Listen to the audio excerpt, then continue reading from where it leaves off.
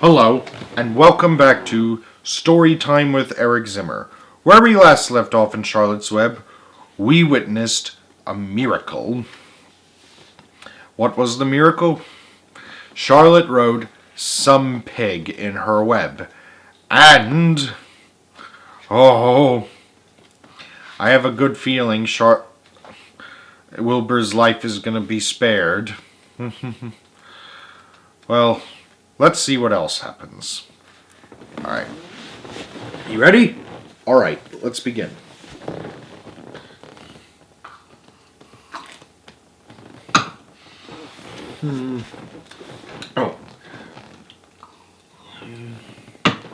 Chapter 13. Good progress. Far into the night, while the other creatures slept, Charlotte looked on her web. First she ripped out a few of the orb lines near the center. She left the radial lines alone, as they were needed for support. As she worked, her 8 legs were a great help to her. So were her teeth. She loved to weave, and she was an expert at it. When she was finished ripping things out, her web looked something like this. A spider can produce several kinds of thread. She uses a tough thread for foundation lines, and she uses a sticky thread for snare lines, the ones that catch and hold insects.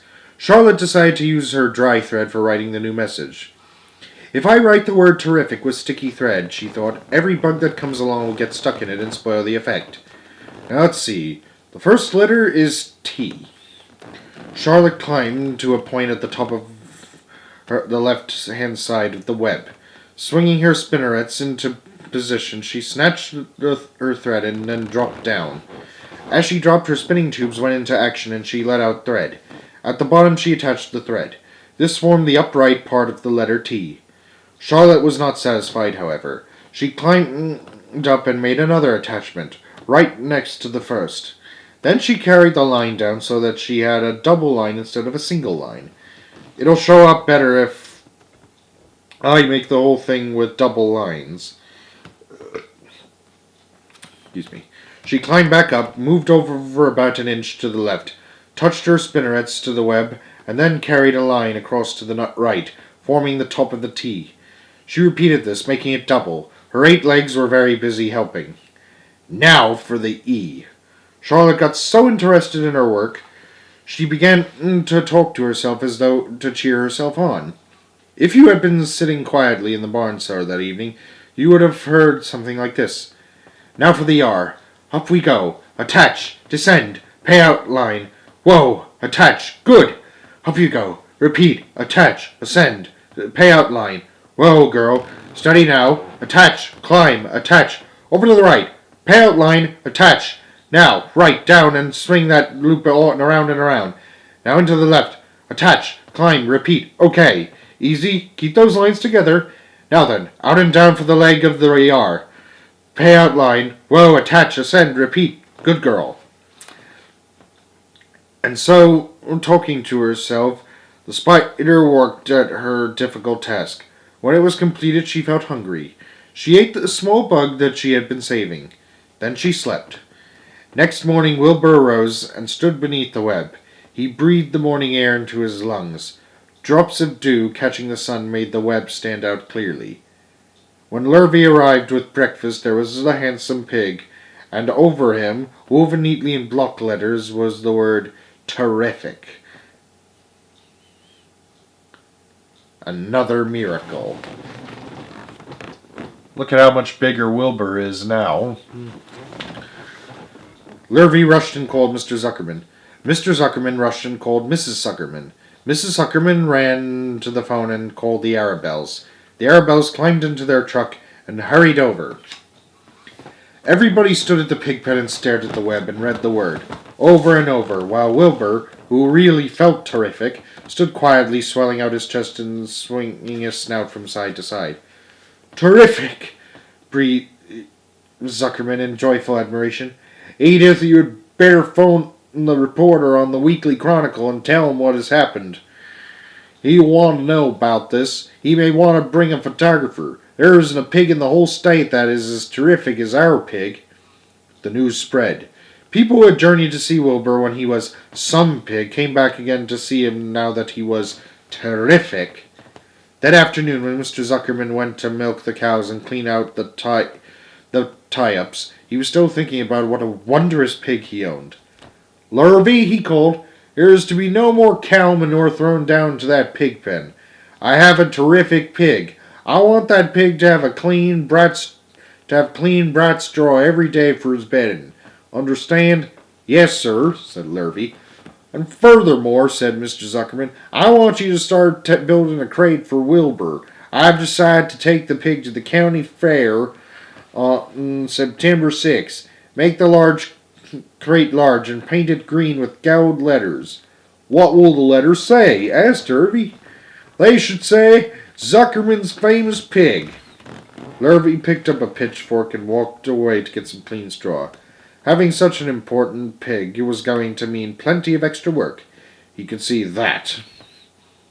Below the apple orchard, at the end of the path, was the dump where Mr. Zuckerman threw all sorts of trash and stuff that nobody wanted anymore.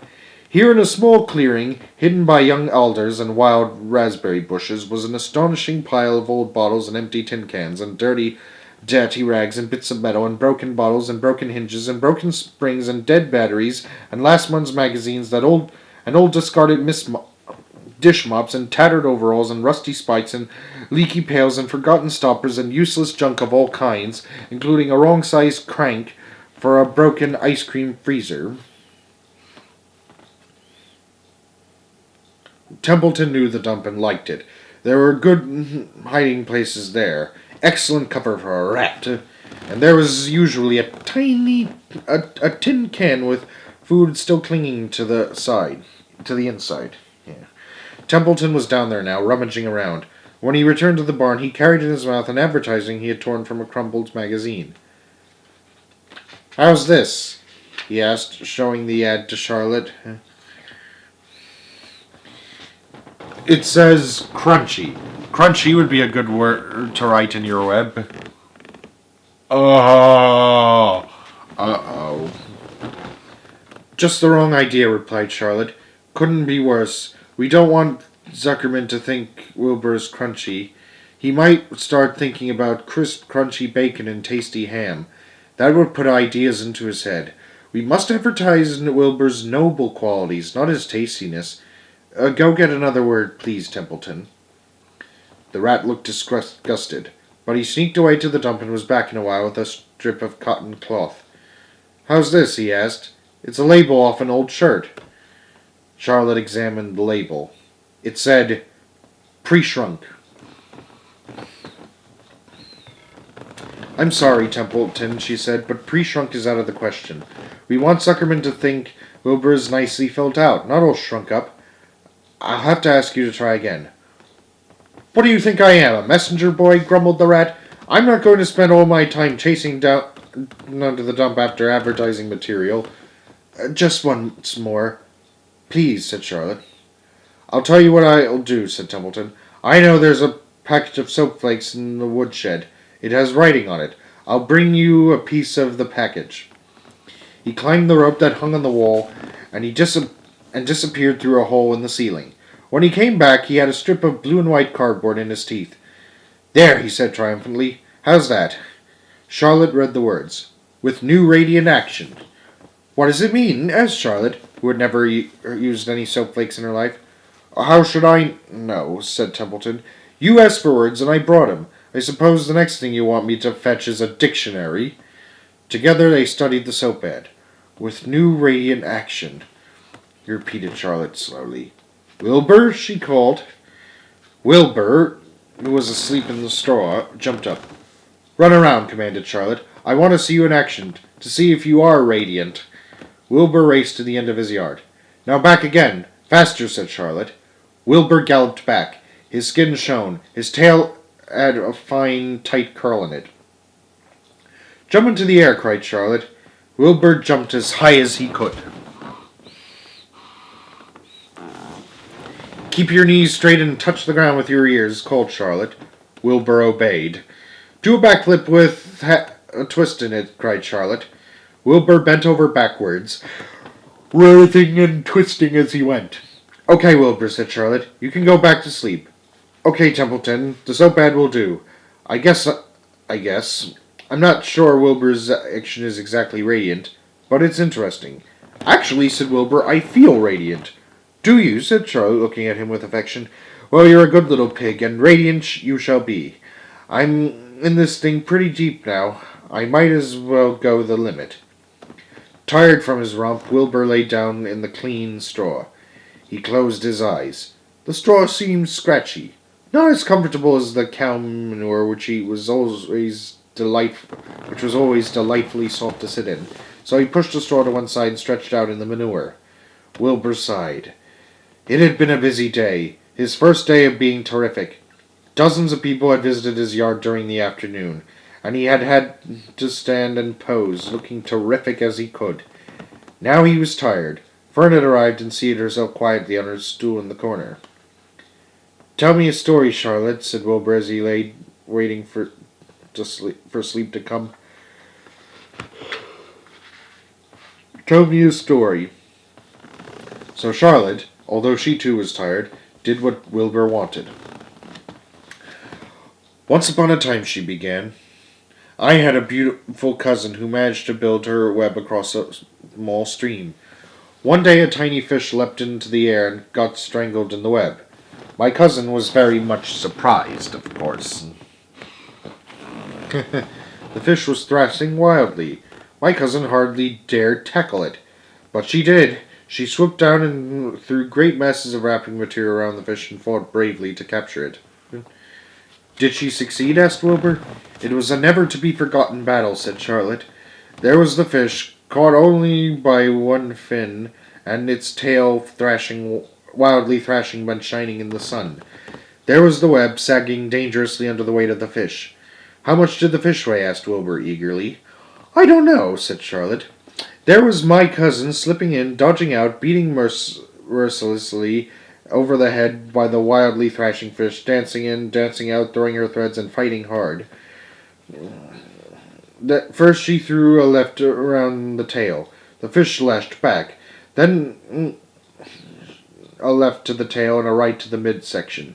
The fish lashed back. Then she dodged to one side and threw in a right. And another right to the fin. Then a hard left to the head, while the web swayed and stretched." "What happened?" asked Wilbur. "Nothing," said Charlotte. "The fish lost the fight. My cousin wrapped it up so tight that it couldn't budge." "And then what happened?" asked Wilbur. "Nothing," said Charlotte. "My cousin kept the fish for a while, and then, when she got good and ready, she ate it." "Tell me another story," begged Wilbur. So Charlotte told him about another cousin of hers who was an aeronaut. "What is an aeronaut?" asked Wilbur. "A balloonist," said Charlotte. "My cousin used to stand on her head and let out enough thread to form a balloon. Then she'd go and be lifted into the air and carried upward on the warm wind." "Is that true?" asked Wilbur, "or are you just making it up?" "It's true," replied Charlotte. "I have some very remarkable cousins. And now, Wilbur, it's time you went to sleep."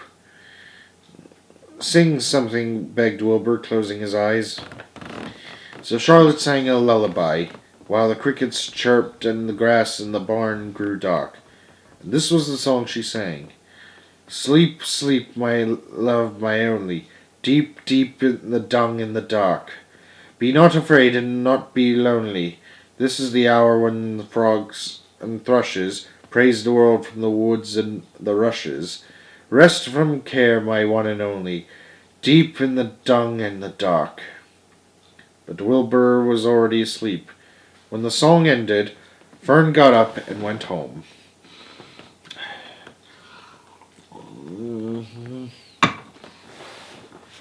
Chapter 14. Dr. Dorian.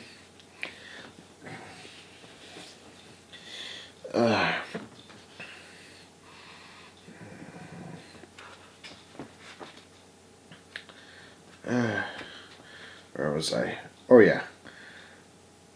The next day was Saturday. Fern stood at the kitchen drying the breakfast dishes as her mother washed them. Mrs. Arabelle worked silently. She hoped Fern would go out and play with the other children instead of heading for the Zuckerman's barn to sit and watch animals. Charlotte is the best storyteller I've ever heard, said Fern, poking her dish towel into a cereal bowl. Fern, said her mother sternly, you must not invent things. You know spiders don't tell stories. Spiders can't talk. Charlotte can, replied Fern. She doesn't talk very loud, but she talks. What kind of story did she tell? Asked Mrs. Arabelle. Well, began Fern, she told us about a cousin of hers who caught a fish in her web. Don't you think that's fascinating? Fern, dear, how could a fish get in the spider's web? Said Mrs. Arabelle. You know it couldn't help, but you're making this up. Oh, it happened all right, replied Fern. Charlotte never fibs. This cousin of hers built a web across the stream. One day she was hanging around on the web, and a tiny fish leapt into the air and got tangled in the net web. The fish was caught by one fin, Mother. Its tail was wildly thrashing and shining in the sun. Can't you just see the web sagging dangerously under the weight of one fish? Charlotte's cousin kept slipping in, dodging out, and when she was beaten mercilessly over the head by the wildly thrashing fish, dancing in, dancing out, throwing... Fern, snapped her mother, stop it. Stop inventing these wild tales. I'm not inventing, said Fern. I'm just telling you the facts. What finally happened? Asked her mother, whose curiosity began to get the better of her. Charlotte's cousin won. She wrapped the fish up, then she ate him when she got good and ready. Spiders have to eat, the same as the rest of us. Yes, I suppose they do, said Mrs. Arabelle vaguely. Charlotte has another cousin who is a balloonist. She stands on her head, lets out a lot of line, and is carried aloft on the wind. Mother, wouldn't you simply love to do that? Yes, I would, come to think of it, replied Mrs. Arabelle.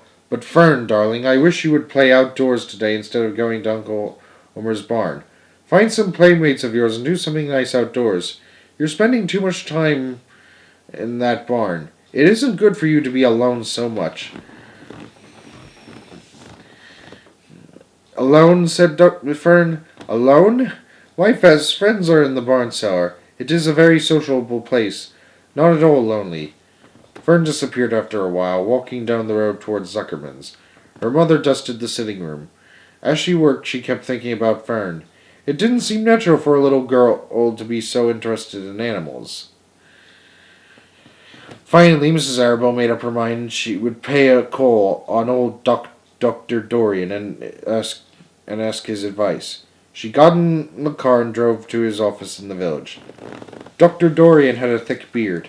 He was glad to see Mrs. Arabelle and gave her a comfortable chair. It's about Fern, she explained. Fern spends entirely too much time in the Zuckerman's barn. It doesn't seem normal. She sits on a milk stool in a corner of the barn cellar near the pig pen and watches animals hour after hour. She just sits and listens. Dr. Dorian leaned back and closed his eyes. How enchanting, he said. It must be real nice and quiet down there. Homer has some sheep, hasn't he? Yes, said Mrs. Arabelle. But it all started with that pig we let Fern raise on a bottle. She calls him Wilbur. Homer bought the pig, and ever since it left our place, Fern has been going to her uncle's to be near it. I've been hearing things about that pig, said Dr. Dorian, opening his eyes. They say he's quite a pig. Have you heard about the words that appeared in that spider's web? Asked Mrs. Arabelle nervously. Yes, replied the doctor. Well, do you understand it? Asked Mrs. Arabelle. Understand what? Do you understand how there could be any writing in a spider's web? Oh no, said Dr. Dorian. I don't understand it. But for that matter, I don't understand how a spider learned to spin a web in the first place. When the words appeared, everyone said they were a miracle, but nobody pointed out that the web itself is a miracle. What's miraculous about a spider's web? Asked Mrs. Arabelle. I don't see why you say a web is a miracle. It's just a web. Ever try to spin one? Asked Dr. Dorian. Mrs. Arabelle shifted uneasily in her chair. No, she replied, but I can crochet a doily and I can knit a sock. Surely, said the doctor, but somebody taught you, didn't they? My mother taught me. Well, who taught a spider? A young spider knows how to spin a web without any instructions from anybody. Don't you regard that as a miracle? I suppose so, said Mrs. Arabelle. I never looked at it that way before. Still, I don't understand how those words got into the web. I don't understand it, and I don't like what I can't understand. None of us do, said Dr. Dorian, sighing. I'm a doctor. Doctors are supposed to understand everything. But I don't understand everything, and I don't intend to let it worry me. Mrs. Arabelle fidgeted. Fern says the animals talk to each other. Dr. Dorian, do you believe animals talk? I've never heard one say anything, he replied. But that proves nothing. It is quite possible that an animal has spoken civilly to me, and that I didn't catch the remark because I wasn't paying attention. Children pay better attention than grown-ups. If Fern says that the animals in the barn talk, I'm quite ready to believe her. Perhaps if people talked less, animals would talk more. People are incessant talkers. I can give you my word on that. Why, feel better about Fern, said Mrs. Arabelle. You don't think I need to worry about her? Does she look well? Asked the doctor. Oh, yes. Appetite good? Oh, yes, she's always hungry. Sleep all night? Oh, yes. Then don't worry, said the doctor.